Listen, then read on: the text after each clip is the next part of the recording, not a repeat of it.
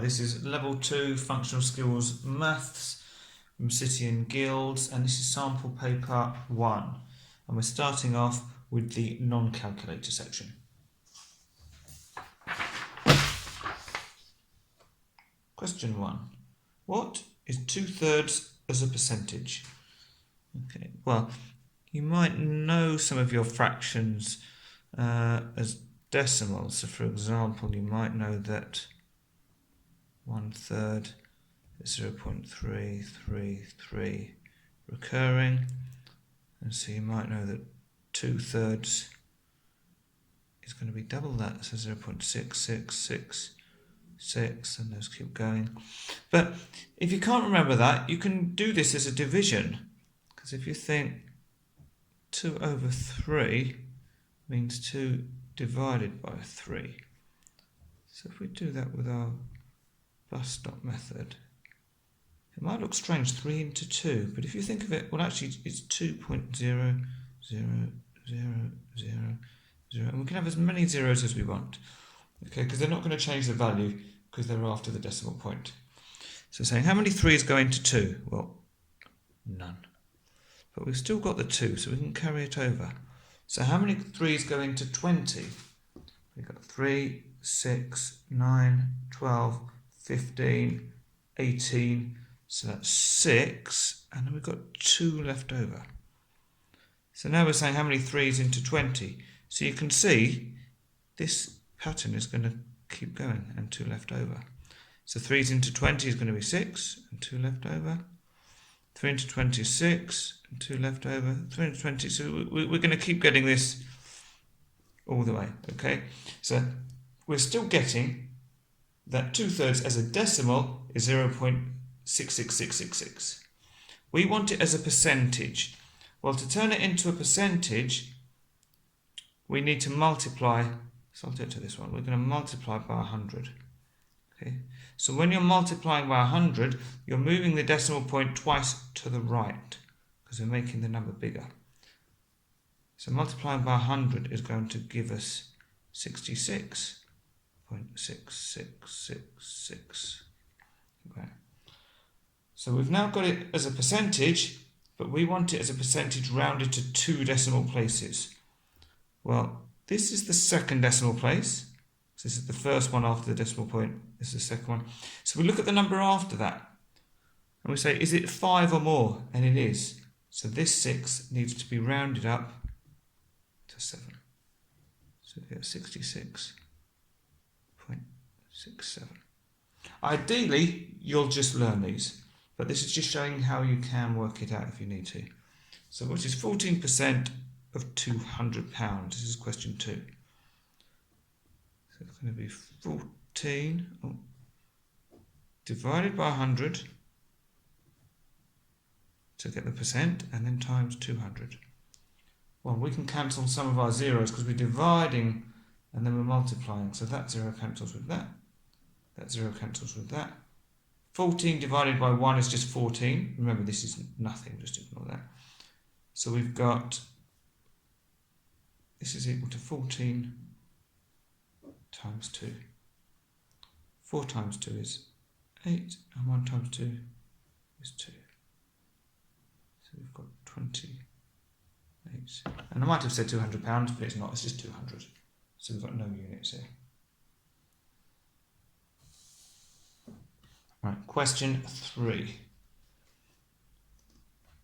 2.5 plus 3 3/4.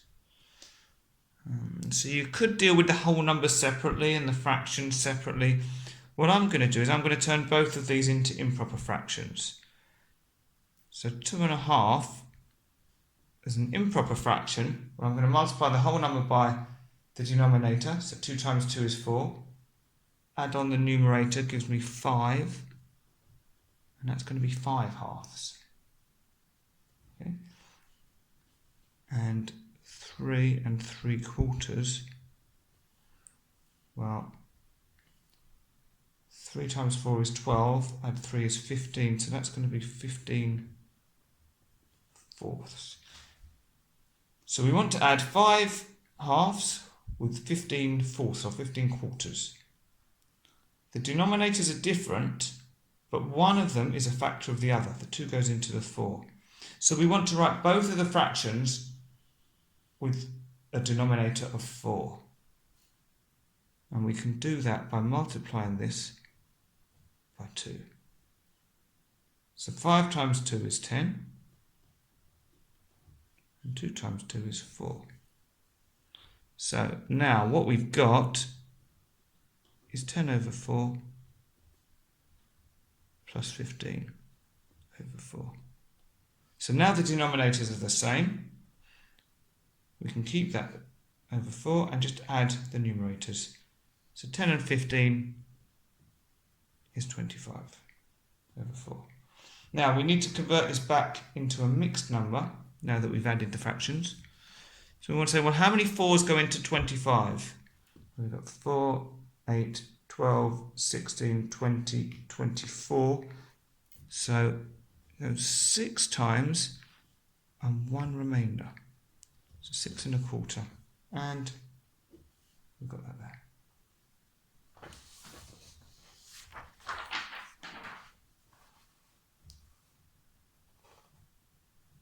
Question 4. What is 75 as a fraction of 125? Give your answer in its simplest form. Well, 75 over 125. That's it as a fraction. Now we need to get it in its simplest form. So you want to look for common factors of these two numbers. So numbers that go into 75 without remainder, but also go into 125.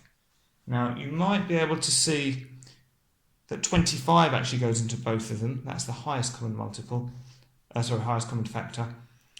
But if you can't see that, you could say, well, I know if a number ends in 5, it must be divisible by 5. So I'm going to divide top and bottom by 5. So 75 divided by 5, well, let's do it over here. 5 goes into 7 once with 2 remainder. 5 goes into 25 5 times. So we can write that as 15. And let's do the same. How many times does 5 go into 125? Well, 5 goes into 12 twice with 2 remainder. And 5 goes into 25 5 times. So we end up with 15 over 25. They still end in 5, so that means I can divide top and bottom by 5 again. How many 5s go into 15? 5, 10, 15, so that's 3. And how many 5s go into 25? Well, 5, 10, 15, 20, 25. 5. And there's our answer. As I say, you could have divided both by 25 straight away to get you to 3/5, but if you don't see it, just go for smaller common factors that you're able to spot. Question 5. 1/2 minus 2/7. Okay, so when we're trying to add or subtract fractions, we start by looking at the denominators. Are the denominators the same? No, they're not. Is one a factor of the other? No. So that means we're going to have to change both of our fractions, and we need to get a denominator which is a common multiple of both of these numbers. Okay, so the easiest way to do that is to multiply the two numbers together. So 2 times 7 is 14. So what we're saying is that these fractions can be rewritten as something over 14 minus something else over 14. So, okay, well the 2, to get to 14, we're multiplying it by 7.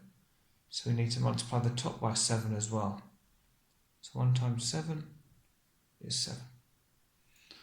Now, with the 2/7, to get from a 7 to 14, we're multiplying by 2. So if we multiply the bottom by 2, we multiply the top by 2.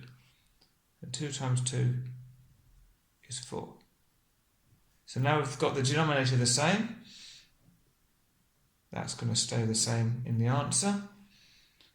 So 7/14 take away 4/14, Well, 7 minus 4 is 3. So we've got 3/14.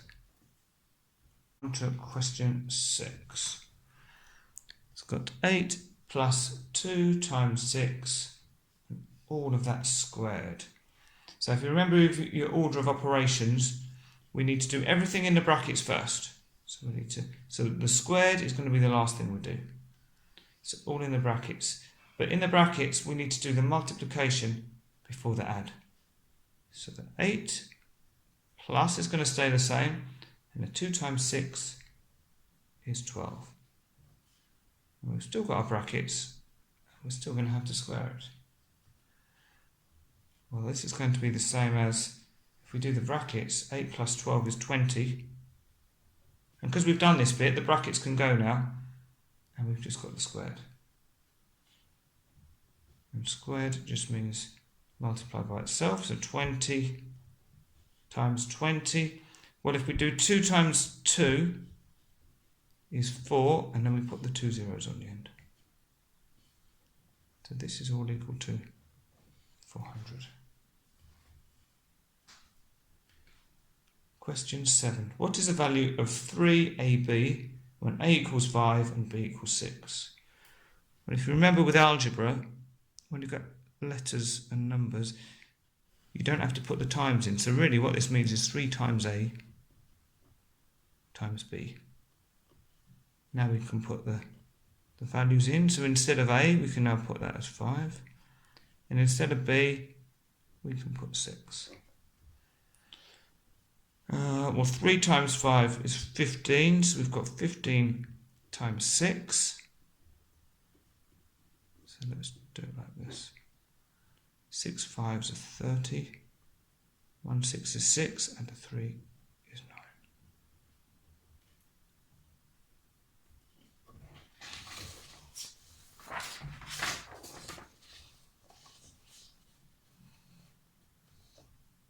Question 8. Calculate the size of angle A. Okay, well, I know that the angles in a triangle add up to 180 degrees.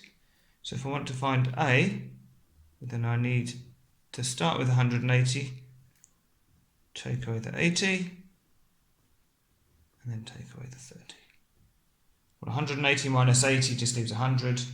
100 minus 30 is 70 degrees. And you can check that 70 plus 30 is 100, add 80 is 180.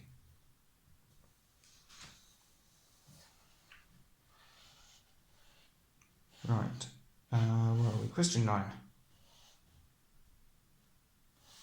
Okay, question 9. We've got 900 plus 1,500 divided by 300.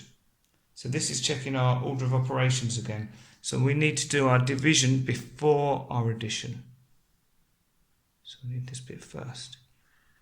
So what we're saying, and I'm going to write it sort of as a fraction. So 1,500 divided by 300. Because then we can see, well, we can cancel those zeros and cancel those. So we've just got 15 divided by 3, which is 5. So really what we've got is 900 plus 5, which is just 905. Question 10. 147.206 minus 95.438. Well, let's write them one over the other, making sure that we line up our tens and our units and our tenths and our hundredths and our thousandths. And then we say 6 minus 8. Well, I can't do that, so I need to get one from here. But I can't get one from here, so I need to get one from, because it's already 0, so I need to get one from here. So I'll reduce the 2 to a 1 and pass the 1 to here. But it's over here that we need it. So the 10, I can now reduce the 10 to a 9, but I've got 1 to borrow there. So we've got 16 minus 8, which is 8. 9 minus 3, which is 6. 1 minus 4, well, but we can't do that. So again, we're going to reduce the 7 to a 6 and give 1 over here. 11 minus 4 is 7. Put our decimal point in. 6 minus 5 is 1. 4 minus 9 we can't do, so reduce that to 0 and pass the 1 over here. 14 minus 9 is 5. So we end up with 51.768.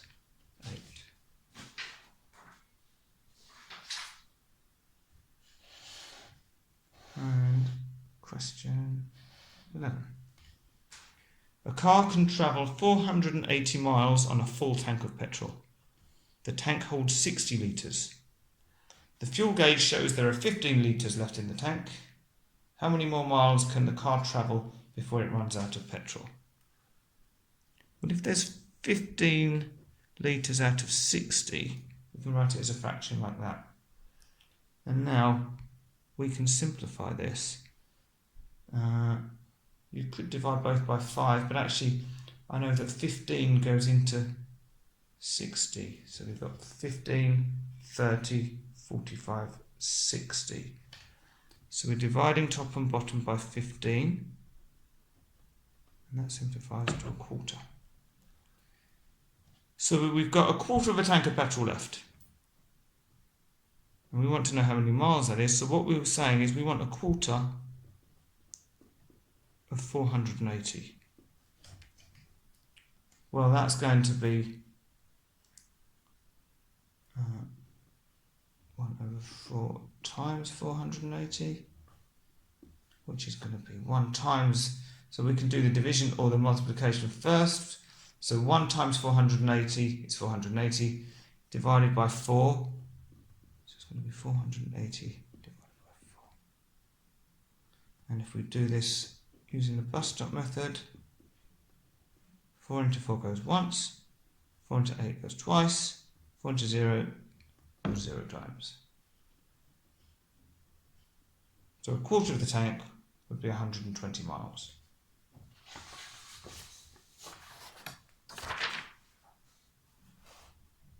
Question 12. The probability that a salesperson will get an order from a visit to a customer is a quarter. She has 2 visits tomorrow. What's the probability that she'll get orders from both visits tomorrow? Well, the probability of getting it from one is a quarter, and the other one is also a quarter, so we need to multiply those together. 1 times 1 is 1, 4 times 4 is 16. Question 13. This table shows the change in the number of employees in different departments of a company compared to last year. So admin lost 1, design stayed the same, production gained 4, packing gained 2, warehouse lost 1, and marketing lost 3 people. What's the total change in the number of employees compared to last year? Well, we can just sort of add these up as we're going. So if you think we're starting at 0 and then we lost 1, so we're down to -1. Then we add on 4. So from -1 adding on 4, we go to 0, 1, 2, up to 3. So let's show it. So at -1, here it's still -1. Then we add on 4, which gets us to +3. Then we add on 2, which gets us to +5. Take away 1, +4. And take away 3, into +1. So that means we've got 1 more.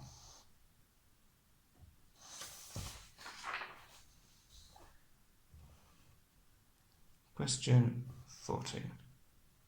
A manager wants to give a pay rise to everyone who is paid less than the average salary. The table shows the annual salaries of the employees in this company. Tick all the employees who are paid less than the median salary. Right, so we need to work out what the median salary is first of all. So I'm going to write them in order, but first I'm going to work out which order they should be. So what's the smallest? That's the smallest, 50, then 16, then 18, then 20, then 22, then 23, and we've got 3 23s, and then 36. Okay, so now I'm going to write them out in order. So we've got 15.5, 16, 18.5, 20, 22, 23, 23, 23, and 36. And check we've got 1, 2, 3, 4, 5, 6, 7, 8, 9. Yeah, good. So to find the median, we cross off the smallest and the largest, and we keep going until we're left with 1 or 2. We've got an odd number here, so we know we're always going to be left with 1 in the middle. The median is 22. And it says, tick all the employees who are paid less than the median. So, who's paid less, paid less, paid less, paid less. And all the others are more than 22, or equal to 22. Question 15. The distance between two villages on a map measures 6 centimetres. The map has a scale of 1 to 25,000. What is the actual distance between the two villages in kilometres? Okay, well, if we know that 1 centimetre, for example, is 25,000, then 6 centimetres is going to be 6 times 25,000, which is going to be 0, 0, 0. 5 times 6 is 30. 2 times 6 is 12. Add the 3 is 15. So we've got 150,000. Okay, that's in centimetres. So let's turn it into metres first. So there's 100 centimetres in 1 metre. So 150,000 divided by 100 is going to be, well, if we divide it by 100, we can cross off 2 zeros, so we're going to get 1,500 metres. Okay, and then we want to get it into kilometres. Well, I know that 1,000 metres is equal to 1 kilometre. So now we can do 1,500 divided by 1,000. Okay, so 3 zeros. So we're going to move our decimal point 3 times 1, 2, 3. So we're going to get 1.5 kilometres. So level 2 functional skills maths, sample paper 1 with Sitting Guilds, and this is the calculator section.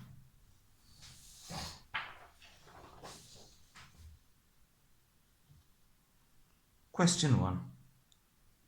Okay, so we've got a grid here. Let's move it up. Which point is 3, 4? Okay, well, we've got our 4 points on here. Well, 3, 4 would be 1, 2, 3 across, and 1, 2, 3, 4 up. So it's going to be B.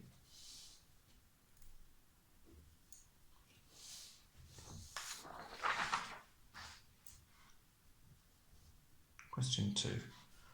1 gallon equals 4.546 litres. 10 litres in gallons is approximately, okay, well, we want 10 litres. We've got the gallons, so if we had the gallons, we would multiply to get the litres. Because we've got litres, we're going to do the opposite. We're going to divide. So we're going to do 10 divided by 4.546. And we can use the calculator.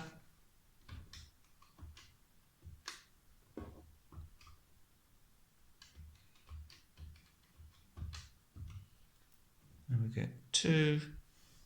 Well, they're just doing it to 1. Well, we can see it's going to be this one.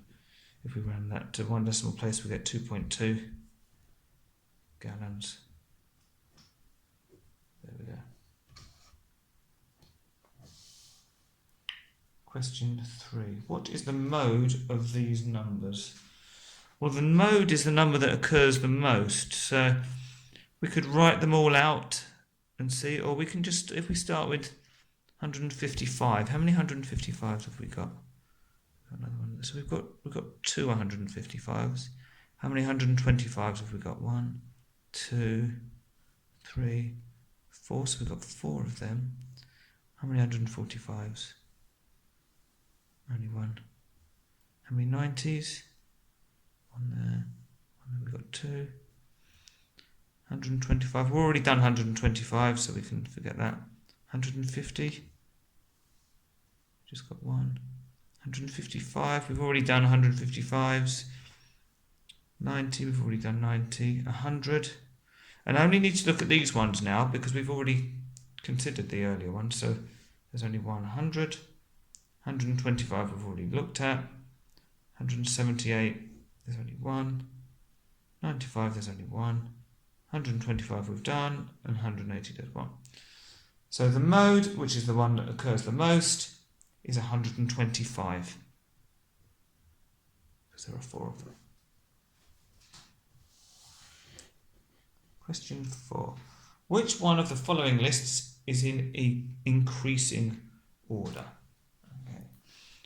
Right. Well, with the decimals, if you don't like or not very comfortable with your decimals, what you can do is you can write them above each other. So for example, with A, we could write them as 1.1013 on top, 0.0827 next, then we've got 0.0095, and then you can kind of block off or cover up the 0 point, and you'll just see we've got 1013, 827, and then 95. So these numbers are getting smaller, so it's definitely not those. Okay, this one is going to be similar. We've got 1/10. We've got no tenths, so it's not going to be that one. If you want to write all of them out like this is a good way of being able to see them. This one we can see we've got no tenths, and then we have got a tenth, so that's increasing, but then we've got no tenths. So this one is increasing, but then it's decreasing. And here we've got no tenths and no hundredths.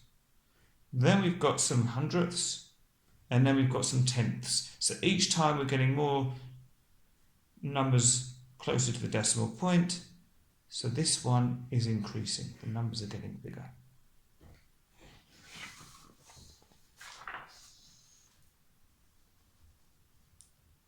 Question 5.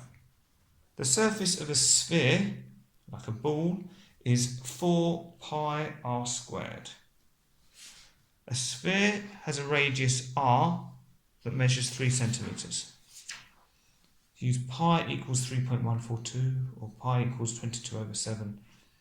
I'm going to use this one just because it's easy to type into a calculator.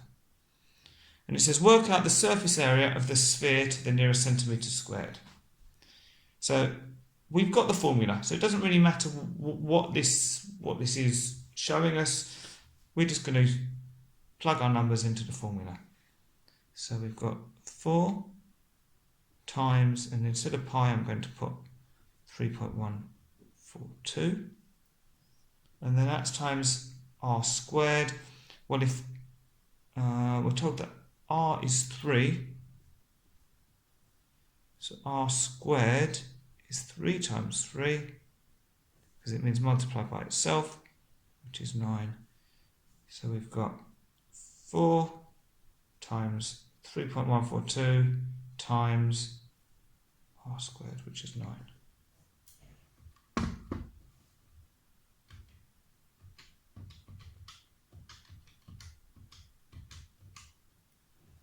That gives us 113.112 to the nearest centimetre. Is that one. A man is going to New York for work. He wants to book a hotel online. A friend says, remember the booking website will show the price in dollars. It will actually cost more pounds than the price shown because of the exchange rate.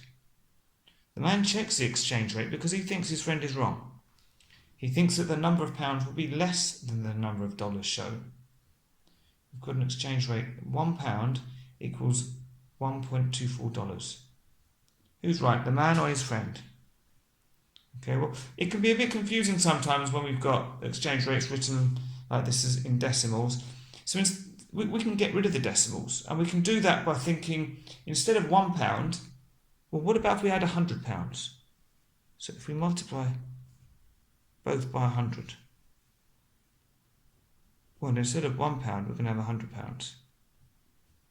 And instead of $1.24, we're going to move that twice, we're going to have $124. Okay? So the man thinks that the number of pounds will be less than the number of dollars. Well, he's correct. So who's right, the man or his friend?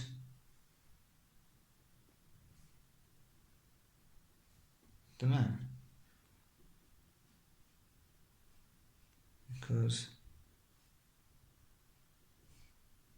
there are fewer pounds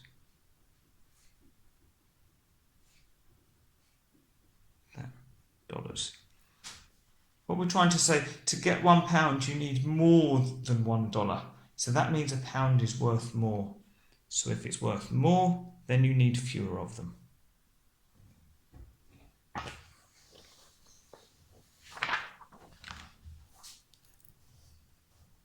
Question 7.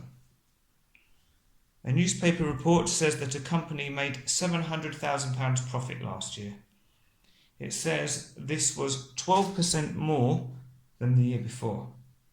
Work out how much profit the company made the year before. Okay. What you don't want to do is work out 12% of this, because we're comparing it to the previous year. So what we're saying, the year before was equivalent to 100%. This year has got 12% more. So this year is equivalent to 112%. So if we know 700,000 is equal to 112%, we need to use that to work out what 100% was. So in other words, what we say is we take the 700,000, we're going to divide it by 112. That will tell us what 1% would be. Then we're going to multiply it by 100 to get back to 100%. 700,000 divided by 112, and then multiply by 100, and we get 625,000.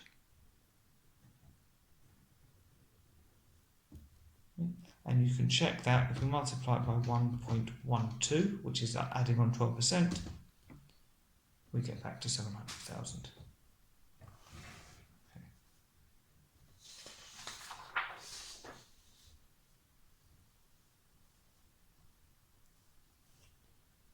Okay, question 8. Income tax. Everyone can earn a certain amount of money without paying tax. This is called a personal allowance.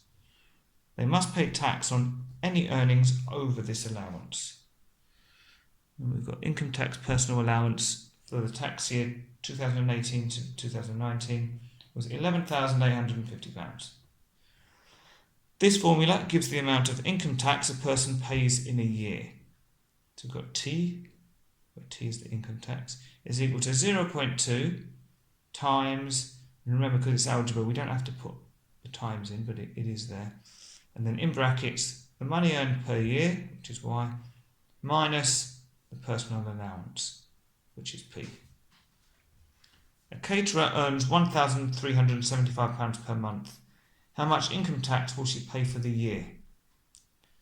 Okay. Well, we're going to need, to work out the tax, we're going to need the money earned per year. At the moment, we've only got it per month.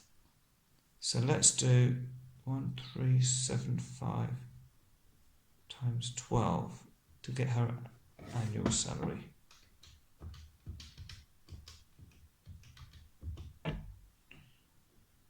Which is 16,500 per year. Okay. Now we can put this into our formula. So let's move this up. So we're going to have that T is equal to 0.2 times, I'm going to open my brackets, money earned per year. So 16,500 minus the personal allowance, which is 11,850. And order of operations, we need to do the brackets first, so we'll keep the 0.2 times, and we're going to do 16,500 minus 11,850 gives us 4,650. So if we multiply that by 0.2, we get £930.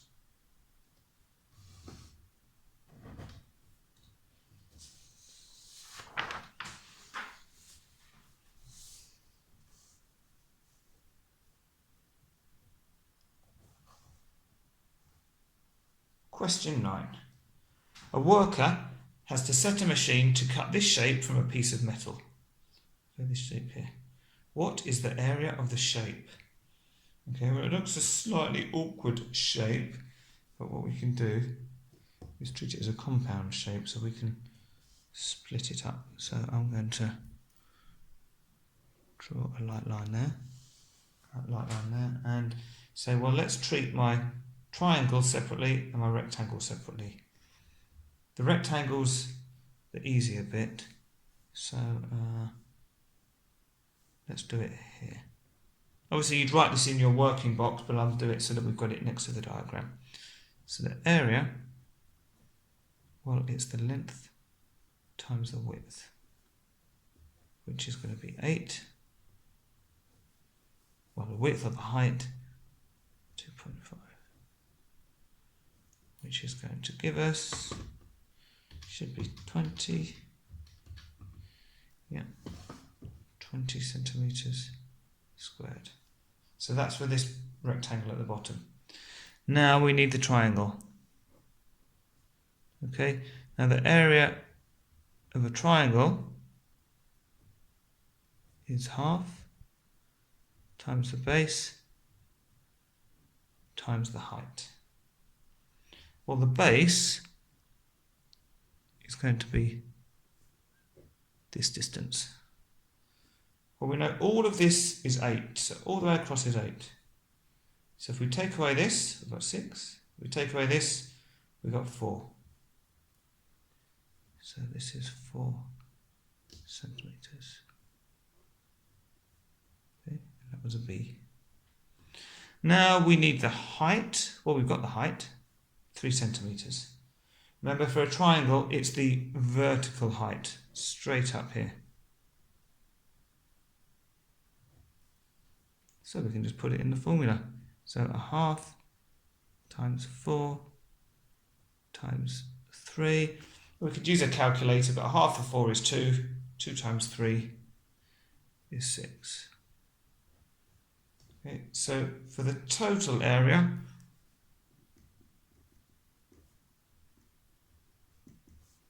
it's going to be the 6 plus the 20, which is 26 centimetres squared.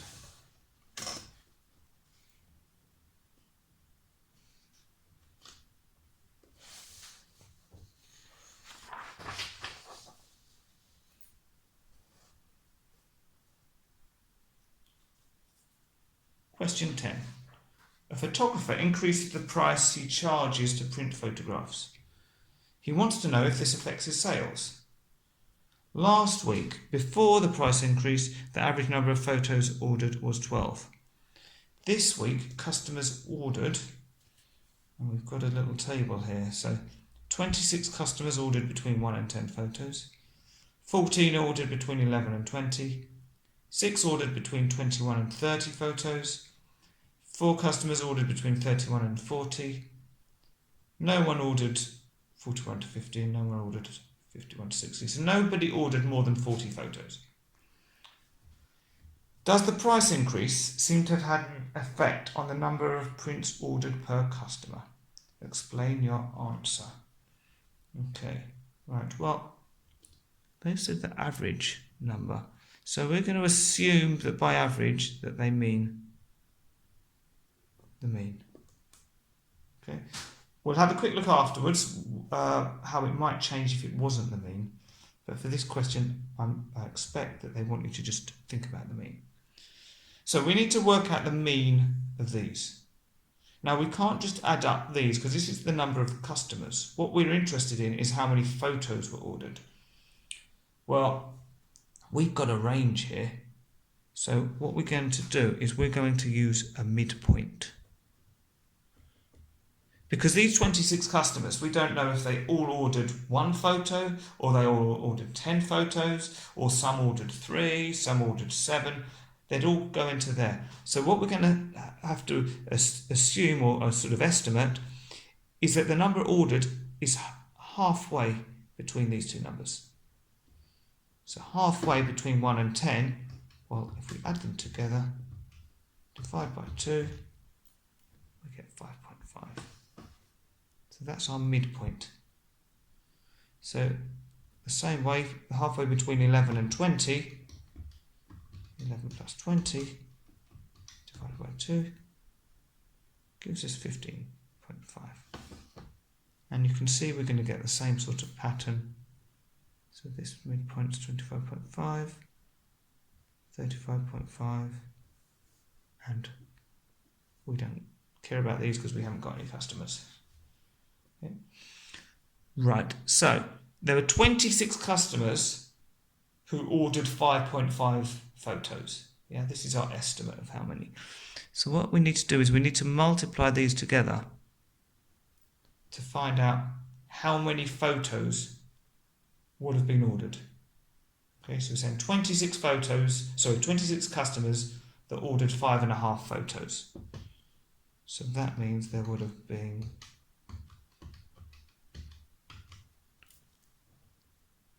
143 photos.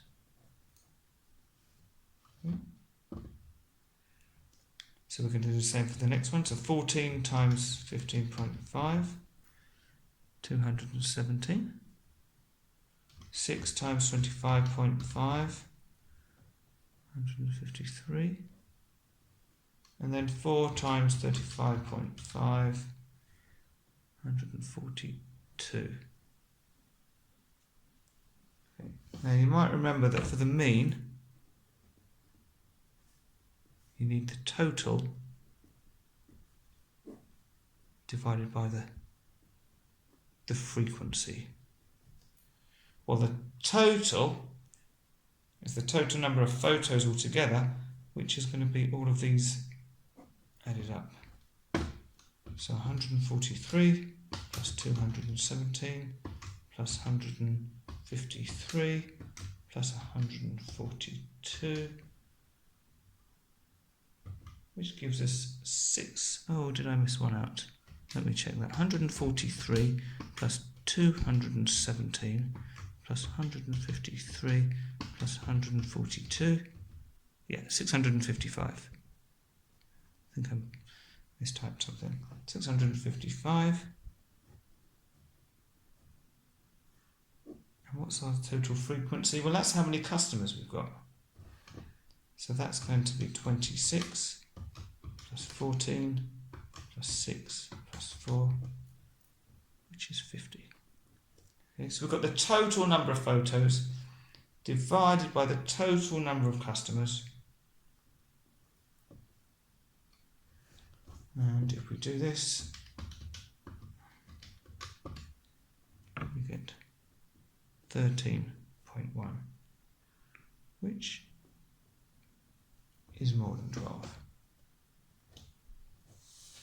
So, does the price increase seem to have had an effect on the number of prints ordered per customer?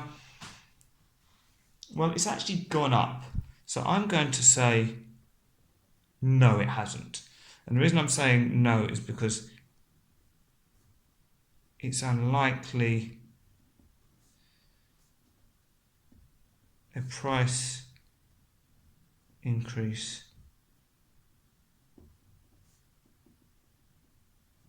would increase demand. Yeah, so the fact we put the price up, that's not going to make them sell more. But it certainly doesn't suggest that the number sold has gone down. However, and we probably don't need it for this question, if we were looking at, I'm going to put based on mean. Okay. Now, you probably don't need this next bit, but if we were to, they just said the average. If we were to look at the median instead, well then, based on the median, well, if we've got 50 customers, the median would be sort of halfway between, based on the median. So it would be the 25th or 26th customer, which would fall into this category. So based on the median, the average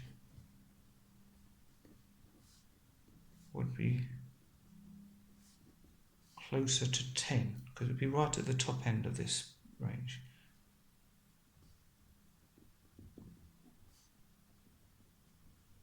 Which would suggest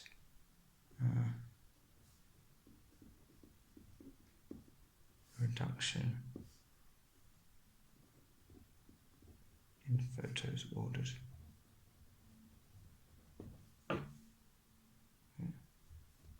So I'm going to do a however. So this is the answer. This is what I'm pretty sure they're expecting. This is sort of for your interest, and also if you want to show off a little bit, that if we used a different average, then we might get a different answer.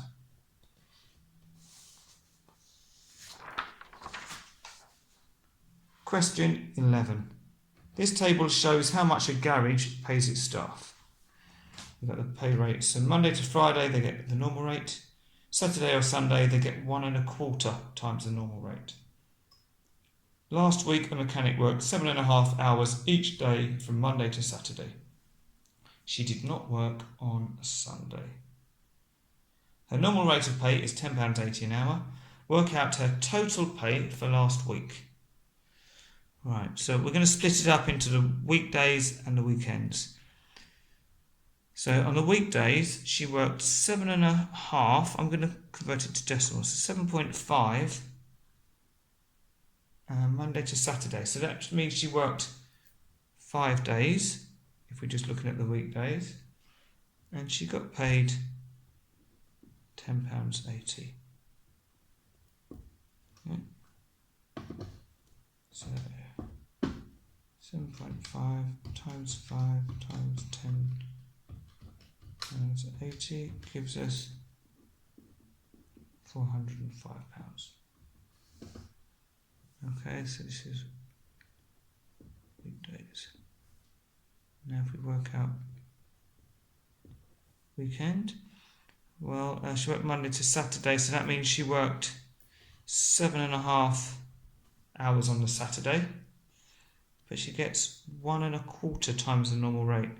Well, 1 1/4 is the same as 1.25, and that's times the normal rate. So 7.5 times 1.25 times 10.8 gives us £101.25. Now we want the total of this, so if we add them together, we get £506.25, which we can write in here.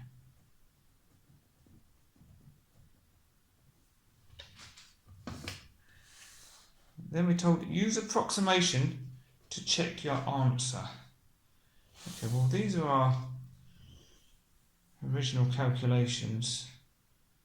So if we're going to use approximation, then I suppose what we're saying is, well, I'm going to do it in this box here.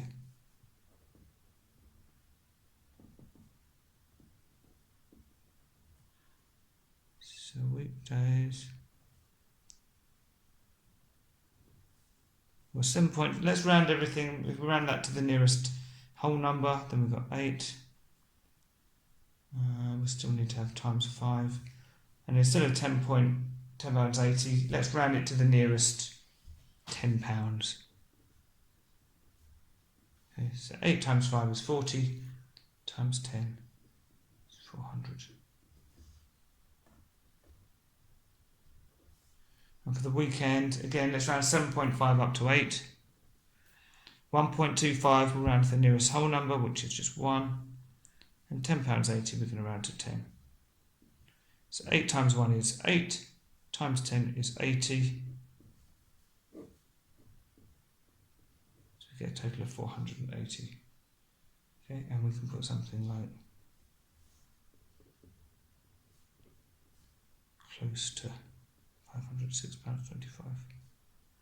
When you're doing rounding, especially when you're rounding things like the number of days or things like this, we're not going to be super close, but we're not that far away from it. If you wanted to do a quick check, you get £480 compared to £506.25. That should be good enough. Okay.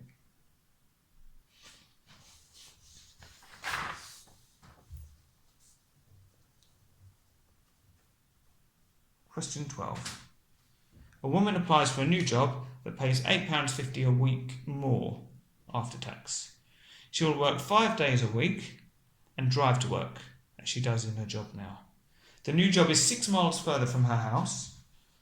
Her car travels 8.5 miles per litre of petrol.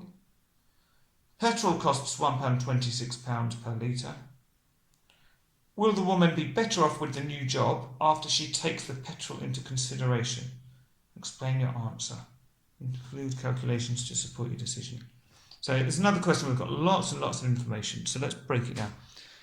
She's applied for a new job that pays £8.50 a week more. Okay.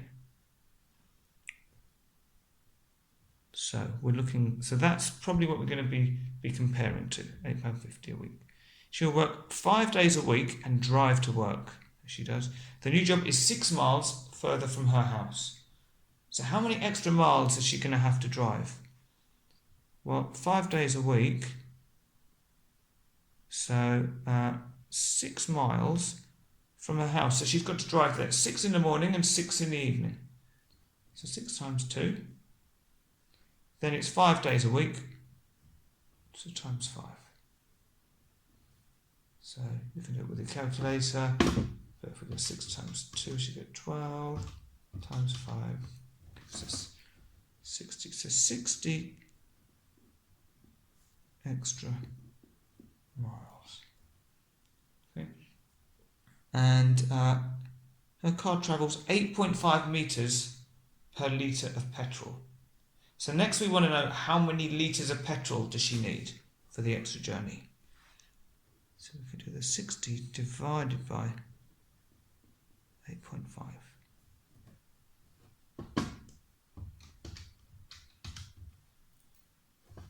And that's 7 point, let's do it to 2 decimal places, 7.06 more litres. Okay, and we know that every litre costs £1.26, so 7.06 times 1.26. But what I've done is I've left, although I rounded it to write it down, I've left all of these numbers on my calculator. I haven't cleared it because otherwise you're not going to be as accurate. So keep all the digits you got on your calculator and then multiply that by 1.26. Now, because this is going to be in pounds and pence, now we do the rounding and we're going to round it to 2 decimal places because it's 89p. Okay. So it's going to cost her £8.89 more in petrol. She's getting £8.50 a week, so we can put £8.89 is greater than £8.50. So, will she be better off? No. She's getting £8.50 or more a week, but she's paying an extra £8.89 in petrol. Question 13. Your boss needs you to make some travel arrangements for him. He will travel to Hull 4 days every week for the next 6 months, 26 weeks. He needs to arrive at Hull at 8:30 a.m. and catch the train home at 5 p.m. each day. And we've got train ticket price information. Trains to Hull. So you can get a day return for £8, or you can get an off-peak day return for £6.20. Then there's season ticket options. You can get them for a week, £29.60, a month, £113.70, or for a year, £1,184. The price for season ticket covers all travel while the ticket is valid. Okay. Off-peak tickets are not valid for travel between 7 and 9 o'clock, or between 1500 to 3 in the afternoon and 7 in the evening. Now, he needs to travel at 8:30 a.m, which is right in the middle of the off-peak. So I'm just going to cross that out. You can't use off-peak, okay? Because he needs to travel in those times. So we get rid of that information straight away. Which ticket type do you recommend? Right, so we're going to work out the different options and see which one's going to be cheaper. Well, let's start with, what about if he did the day return? Okay, well, how many days? 4 days for the next 4 days a week for 26 weeks. Okay, so for this one, it's going to be 4 times 26 will give us a total number of days. And then if we multiply it by £8, that will give us the cost of a daily ticket every day for the next 26 weeks, which is £832. Okay. Right. Or we could use a weekly season ticket. Well, we've got 26 weeks, so it's just going to be 26 times 29.60.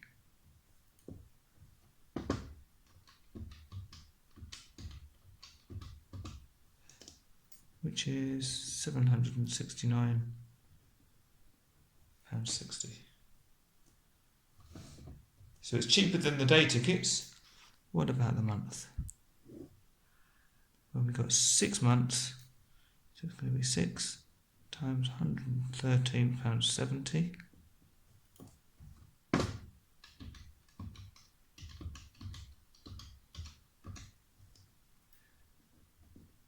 Which is £682.20.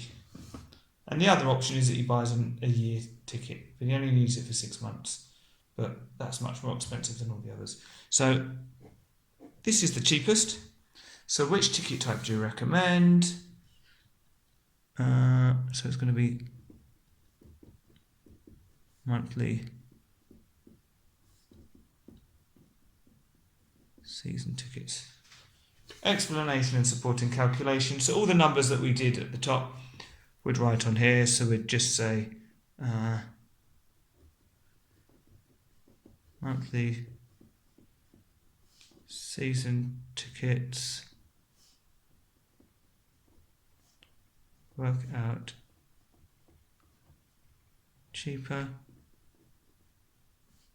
than all the other options.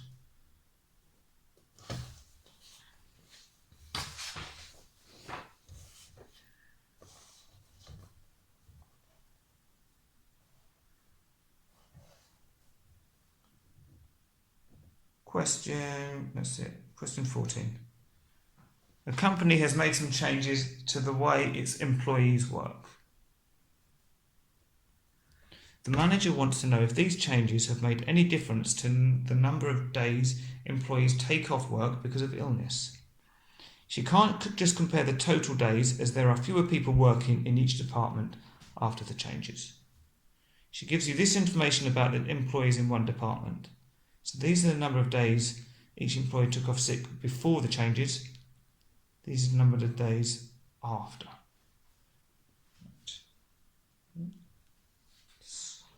So we're going to use all of this information. So what we can do is we can work out a mean, or like an average number of days off sick. So if we start with this one here, so we're going to need to add all of these together basically. And let's do a total. So I'm going to do, so you can just type all of these in. What I'm going to do is I'm going to sum each row and then put them in. So the top row is going to be 45. The next row is going to be 33. And the fact we've got some zeros here, that's fine. That just means there were some people that didn't take any sick days, but they still need to be included. The third row, we've got a total of 31. The next row, we've got 23.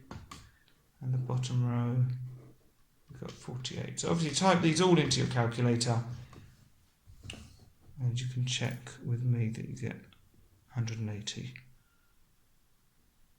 So that's the total. And employees, how many employees have we got? 1, 2, 3, 4, 5. So 4 times 5, so we've got 20 employees.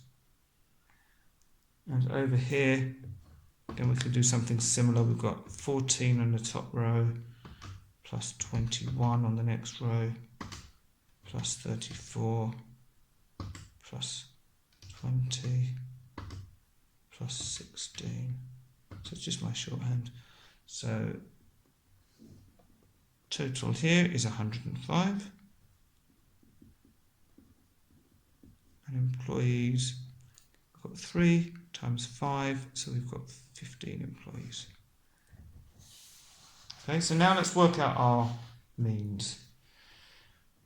So before, we've got 180, we divide that by 20.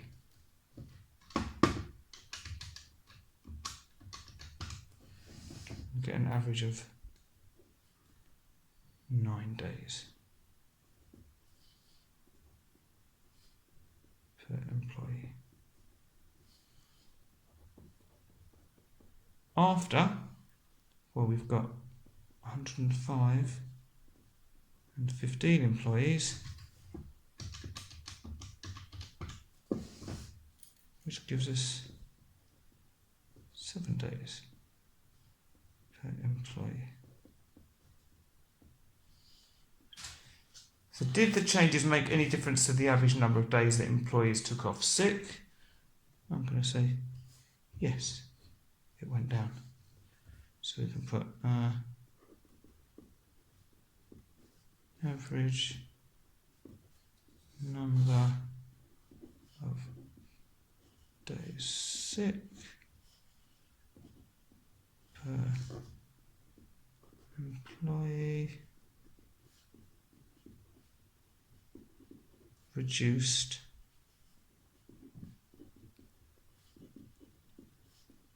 after the changes. Question 15.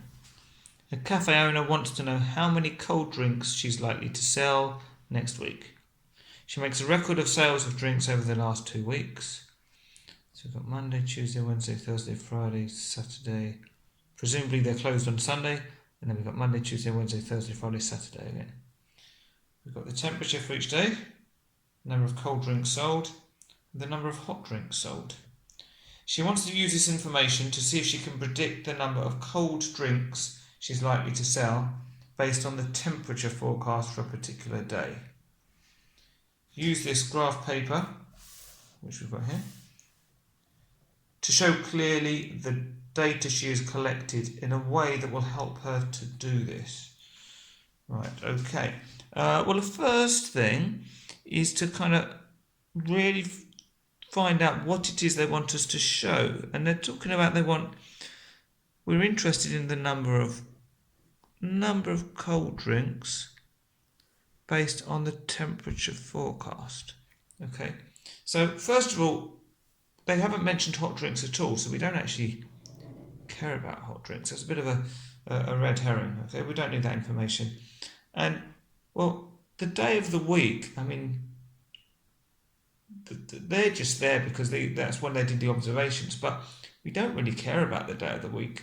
We're only interested in these 2 rows of data. If it had been a Monday or a Friday, it really doesn't matter. It's these sort of combinations of data or numbers that we're interested in. So when there's 2 things that we're interested in that way, you want to start thinking scattergram or scatter chart. Okay, so what we can do, if we have our origin here, we can plot our temperature along one axis and our number of cold drinks along the other, and we should then, if we plot all our numbers, we should be able to see some sort of pattern. Okay, so I'm going to start by putting it doesn't really matter with a scatter chart which way you do it. I'm going to put temperature along the bottom, and the highest temperature is 23. So maybe if we do, let's make 5, 10, 15, 20, 25. Yeah, so this is going to be our temperature on the bottom.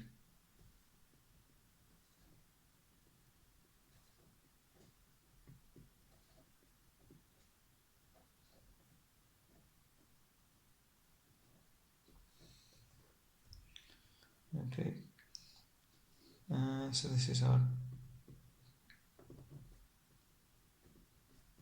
temperature, degrees C.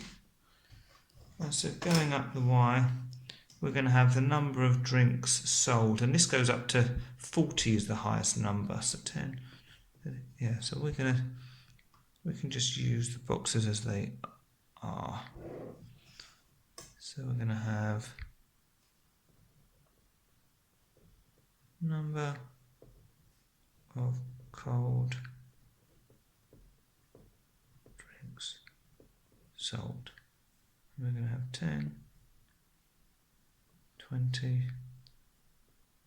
30 and 40. So now we're going to plot all of our data, which is up here.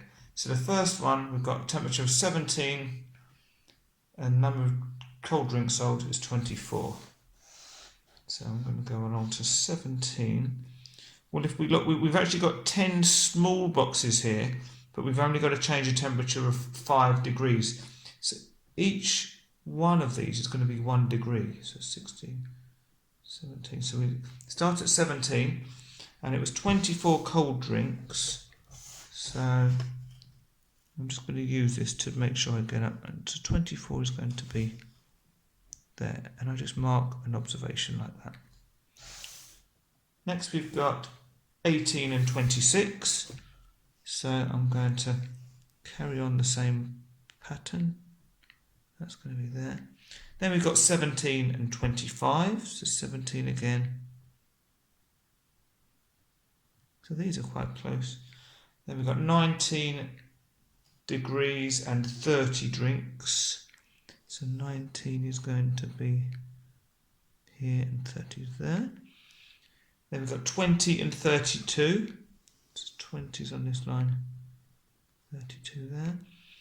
Then we've got 20 degrees and 28 drinks sold. So that would be there. Then we've got 19 degrees and 27 drinks sold. To 19, 27. Then we've got 19 and 29. So they are really close. Maybe we could have spread this out a little bit more. But it's not a problem like this. So 22 degrees and 35. That's going to be up here. And then 23 degrees and 40. here. 20 degrees and 30, right there, and 20 degrees and 34, which is there. We should have 1, 2, 3, 4, 5, 6, 7, 8, 9, 10, 11, 12. 12 observations. Okay, so maybe we could have spread this out a little bit better, but I think this should be good enough for showing what's the kind of graph that's needed. If I get my words out. Okay, well, I'm going to put a little title on this, so I'm just going to put scatter graph of temperature and cold drinks sold. Okay.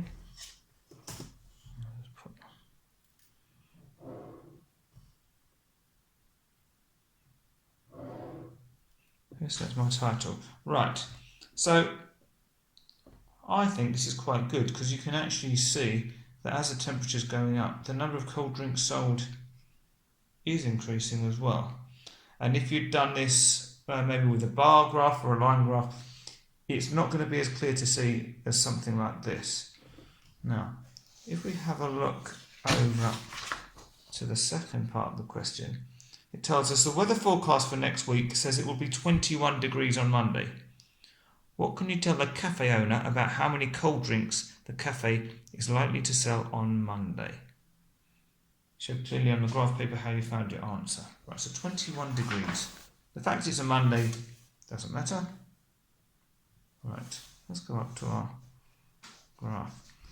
Right, well, we can see the general pattern, but what's always good with a scatter graph is to draw a line of best fit, or a trend line. And that's the line that goes through the data. Okay, it doesn't have to go through any of the points. You want roughly the same number of points on one side to the other. I've maybe got slightly more to the left. But you want to get the points sort of as close to the line as possible and following the general pattern. So I think that's reasonable. So we're interested in what happens when the temperature is 21 degrees. So 21 degrees is going to be here. So I'm going to draw a faint line to 21 degrees. And then what I can do is do another line across to see how many cold drinks that's suggesting. And that's actually coming out here, which is 33. Okay, I'll do it like that so you can see.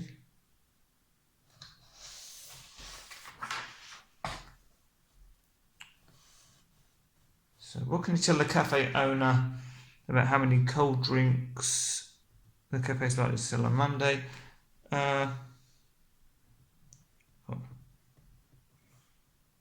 Based on, and what were we looking at? So based on past 2 weeks,